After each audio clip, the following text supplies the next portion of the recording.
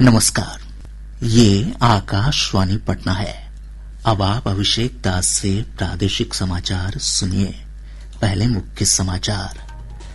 केंद्रीय गृह मंत्री अमित शाह आज अररिया में सीमा सुरक्षा और आंतरिक सुरक्षा समेत अन्य मुद्दों पर उच्च स्तरीय समीक्षा बैठक करेंगे। किशनगंज में हुई बैठक में अवैध घुसपैठ रोकने के दिए निर्देश।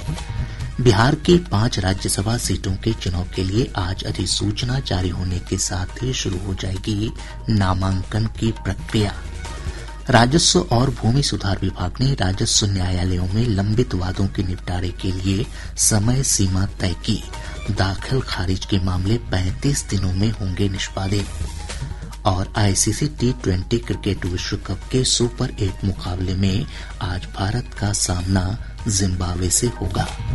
अब समाचार विस्तार से। केंद्रीय गृह मंत्री अमित शाह अपने बिहार दौरे के दूसरे दिन आज अररिया में सीमा सुरक्षा और आंतरिक सुरक्षा समेत अन्य मुद्दों पर उच्च स्तरीय समीक्षा बैठक करेंगे। इस बैठक में केंद्रीय गृह सचिव गोविंद मोहन, खुफिया ब्यूरो के निदेशक तपन डेका और एसएसपी, ईडी, आईबी जैसी केंद्रीय एजेंसियों के वरिष्ठ अधिकारी और सभी सीमावर्ती 7 जिलों के जिलाधिकारी और पुलिस अधीक्षक शामिल होंगे। गृह मंत्री एसएसबी की सीमा चौकी लेटी का उद्घाटन करेंगे और जवानों के साथ संवाद करेंगे। इसके बाद वे सीमावर्ती गांव के विकास के लिए केंद्र सरकार की वाइब्रेंट विलेज योजना की प्रगति की समीक्षा करेंगे। इधर हमारे किशनगंज संवाददाता ने बताया कि केंद्रीय गृह मंत्री ने कल समाहरणालय सभागार में एक उच्च स्तरीय समीक्षा बैठक की। श्री शाह ने सीमांचल में जनसांख्यिकी के बदलते स्वरूप पर विचार विमर्श किया और अवैध घुसपैठ रोकने के लिए अधिकारियों को दिशा निर्देश दिए। गृह मंत्री ने सीमांचल की सुरक्षा, विकास, घुसपैठ और अवैध गतिविधियों पर रोक लगाने को लेकर अधिकारियों के साथ गहन विचार विमर्श किया। सिल्लीगुड़ी गलियारा की सामरिक स्थिति को लेकर भी बैठक में विचार विमर्श किया गया। बैठक में सुरक्षा के साथ विकास को जोड़ते हुए सीमावर्ती गांव के सशक्तिकरण पर विशेष रूप से चर्चा हुई। गृह मंत्री ने वाइब्रेंट विलेज योजना के तहत सड़क, स्वास्थ्य, शिक्षा और संचार सुविधाओं को बेहतर बनाने के प्रयासों की भी समीक्षा की। बैठक में गृह राज्य मंत्री नित्यानंद राय, उप मुख्यमंत्री सम्राट चौधरी, विभिन्न केंद्र एजेंसियों के प्रमुख, पुलिस महानिदेशक विनय कुमार समेत सीमावर्ती जिले के जिलाधिकारी और पुलिस अधीक्षक मौजूद रहे। आकाशवाणी समाचार के लिए किशनगंज से विशाल कुमार। बिहार समेत 10 राज्यों में राज्यसभा की 37 सीटों के चुनाव के लिए आज अधिसूचना जारी होगी। अधिसूचना जारी होने के साथ ही आज से ही नामांकन की प्रक्रिया भी शुरू हो जाएगी। निर्वाचन आयोग से प्राप्त जानकारी के अनुसार नामांकन की अंतिम तिथि 5 मार्च तक निर्धारित है। वहीं प्रत्याशी 9 मार्च तक अपना नाम वापस ले सकते हैं। आवश्यकता होने पर 16 मार्च को मतदान कराया जाएगा। गौरतलब है कि 9 अप्रैल को राज्य के 5 सांसदों का कार्यकाल समाप्त हो रहा है। इनमें जदयू कोटे के सांसद और राज्यसभा के उपसभापति हरिवंश और केंद्रीय मंत्री रामनाथ ठाकुर, राजद के प्रेमचंद गुप्ता और अमरेंद्रधारी सिंह तथा राष्ट्रीय लोक मोर्चा के अध्यक्ष उपेंद्र कुशवाहा शामिल हैं। विधानसभा में आज 6 महत्वपूर्ण विधेयक पेश किए जाएंगे। इन विधेयकों में बिहार राज्य मदरसा शिक्षा बोर्ड संशोधन विधेयक, बिहार अधिवक्ता कल्याण निधि संशोधन विधेयक और बिहार सूक्ष्म वित्त संस्थाएं विधेयक प्रमुख हैं। इधर कल विधान परिषद ने 4 विधेयकों को ध्वनिमत से पारित कर दिया। इनमें बिहार नगर पालिका संशोधन विधेयक 2026, बिहार तकनीकी सेवा आयोग संशोधन विधेयक 2026, बिहार कर्मचारी चयन आयोग संशोधन विधेयक 2026 और बिहार सिविल न्यायालय विधेयक 2026 शामिल हैं। वित्तीय वर्ष 2026-27 के बजट में बच्चों के कल्याण के लिए 71,449 करोड़ रुपए का प्रावधान किया गया है। वित्त मंत्री विजेंद्र प्रसाद यादव ने कल विधानसभा में बाल कल्याण योजनाओं के लिए बाल बजट पेश किया। उन्होंने बताया कि पिछले वित्तीय वर्ष के बजट की तुलना में इस बार बाल बजट में 10.69% की वृद्धि हुई है। राज्य में वित्तीय वर्ष 13-14 से बाल बजट की शुरुआत हुई थी। पंचायती राज मंत्री दीपक प्रकाश ने कहा कि वर्ष 2030 तक हर एक पंचायत में मुख्यमंत्री कन्या विवाह भवन का निर्माण कार्य पूरा कर लिया जाएगा। विधानसभा में एक तारांकित प्रश्न के उत्तर में उन्होंने ये जानकारी दी। राज्य सरकार देवघर सुल्तानगंज की तर्ज पर राज्य में कांवड़िया पथों के निर्माण पर विचार कर रही है। पथ निर्माण मंत्री दिलीप जायसवाल ने विधानसभा में कहा कि इन पथों के निर्माण की संभावनाओं का अध्ययन किया जा रहा है। परिवहन मंत्री श्रवण कुमार ने कहा कि राज्य सरकार पटना से छपरा के बीच एक जोड़ी नई ट्रेन के परिचालन का प्रस्ताव केंद्र सरकार को भेजेगी। विधानसभा में गैर सरकारी संकल्प का जवाब देते हुए श्री कुमार ने ये जानकारी दी। राजस्व और भूमि सुधार विभाग ने राजस्व न्यायालयों में लंबित वादों के निपटारे के लिए समय सीमा तय कर दी है। विभाग के प्रधान सचिव C.K. अनिल की ओर से सभी समाहर्ताओं को भेजे पत्र में कहा गया है कि दाखिल खारिज के मामलों को 35 दिन में निष्पादित करना अनिवार्य होगा। रिवीजन अपील के लिए 30 दिनों की समय सीमा निर्धारित की गई है। प्रधान सचिव ने सभी लंबित मामलों का निष्पादन 3 महीने के अंदर पूरा करने का निर्देश दिया है।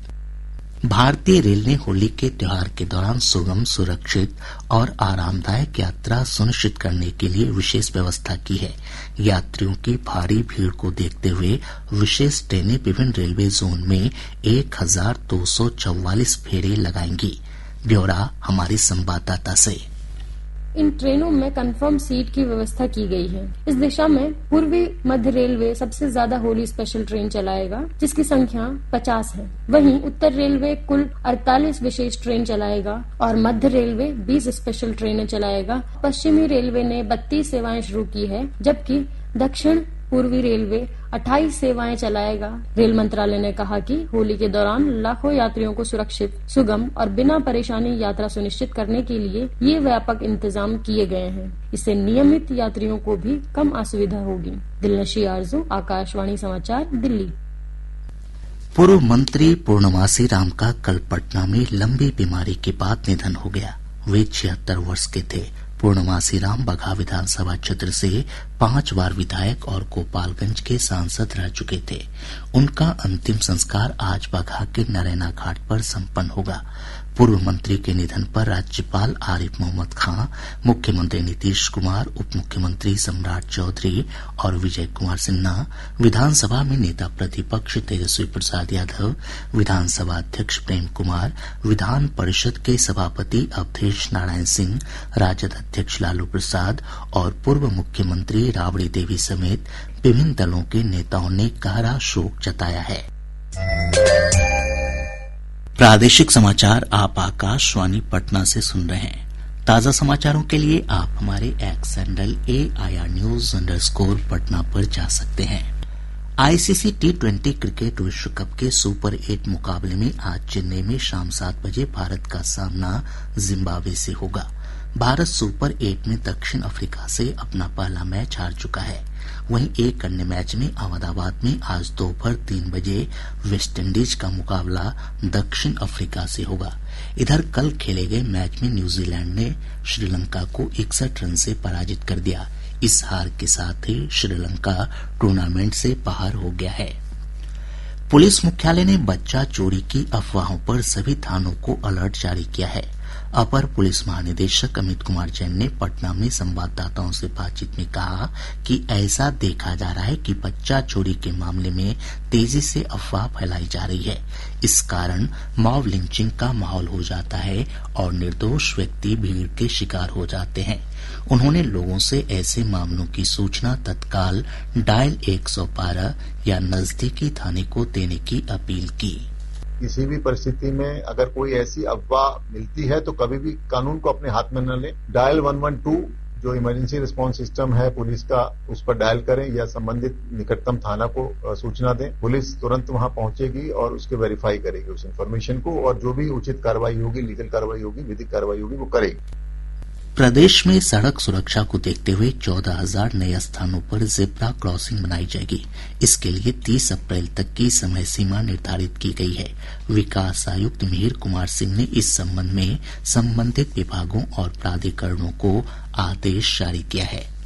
बिहार विद्यालय परीक्षा समिति द्वारा आयोजित मैट्रिक की वार्षिक परीक्षा कल संपन्न हो गई। परीक्षा में 15 लाख से अधिक विद्यार्थी शामिल हुए। समिति के अध्यक्ष आनंद किशोर ने बताया कि पूरी परीक्षा अवधि में 32 परीक्षार्थियों को कदाचार के आरोप में निष्कासित किया गया। वहीं दूसरे के बदले परीक्षा दे रहे कुल 17 परीक्षार्थी पकड़े गए। पटना विश्वविद्यालय छात्र संघ चुनाव के लिए आज पटना साइंस कॉलेज में अध्यक्षीय भाषण होगा। साथ ही आज शाम 5 बजे चुनाव प्रचार भी समाप्त हो जाएगा। मतदान 28 फरवरी को होना है और इसी दिन देर रात तक परिणाम भी आने की संभावना है। पटना मेट्रो के प्राथमिकता खंड के तहत आज भूतनाथ से मलाई पकड़ी के बीच मेट्रो परिचालन का ट्रायल रन होगा। इस दौरान ट्रैक सिग्नलिंग और यात्री सुरक्षा मानकों की गहन जांच की जाएगी।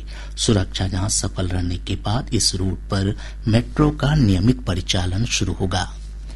पश्चिम चंपारण जिले के भारत नेपाल सीमा पर एसएसबी और पुलिस ने संयुक्त कार्रवाई में 34 किलो 500 ग्राम चरस के साथ 2 तस्करों को गिरफ्तार किया है। बरामद चरस का बाजार मूल्य 87 लाख रुपए से अधिक है।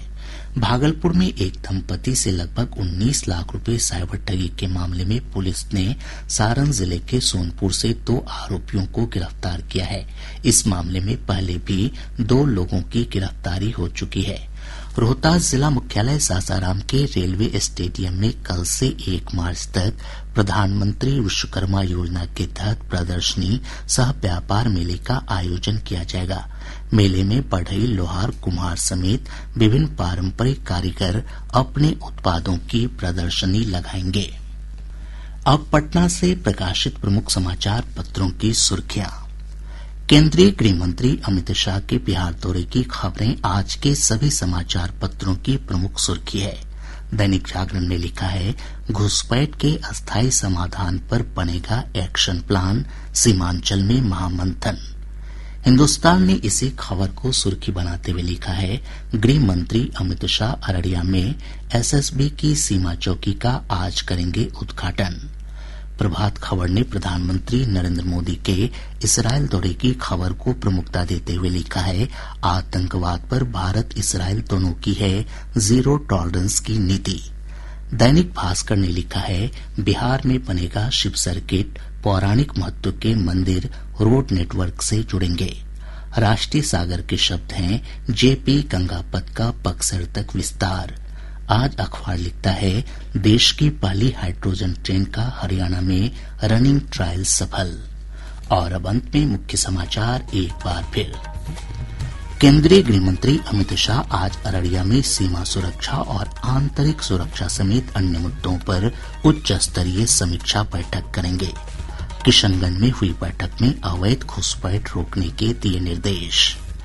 बिहार की 5 राज्यसभा सीटों के चुनाव के लिए आज अधिसूचना जारी होने के साथ ही शुरू हो जाएगी नामांकन की प्रक्रिया।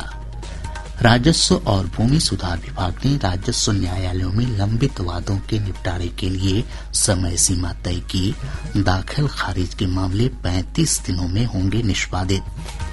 और आईसीसी T20 क्रिकेट विश्व कप के सुपर 8 मुकाबले में आज भारत का सामना जिम्बाब्वे से होगा। इसके साथ ही आकाशवाणी पटना से प्रसारित प्रादेशिक समाचार का ये अंक समाप्त हुआ। आकाशवाणी पटना से अगला समाचार बुलेटिन दोपहर 2 बजे प्रसारित होगा। नमस्कार।